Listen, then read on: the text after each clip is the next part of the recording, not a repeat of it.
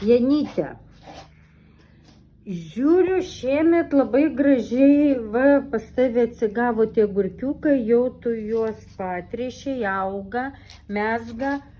O kaip tu juos augai, kad kokie miltlygė ar amarai, kas ten juos puola? Nepuola. Iš pavasario dezinfikavau šiltnamį su siera. Ir kaip tu papasako, kaip tą sierą, aš taigi nesuprantu, tai kaip padedi ir uždegi, kaip tu ten darai? Reikia elektrinę plytelę. Ant plytelės uždedu keptuvę ir uždedu sierą ir įjungiu plytelę ir tada dega ir skleidžia mėlynus dūmus ir vyksta dezinfekcija.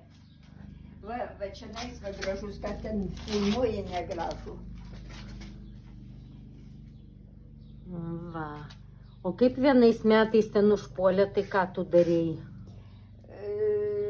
Čia reikia profilaktiškai iš pat pavasario, kad neužpultų amarai, tai reikia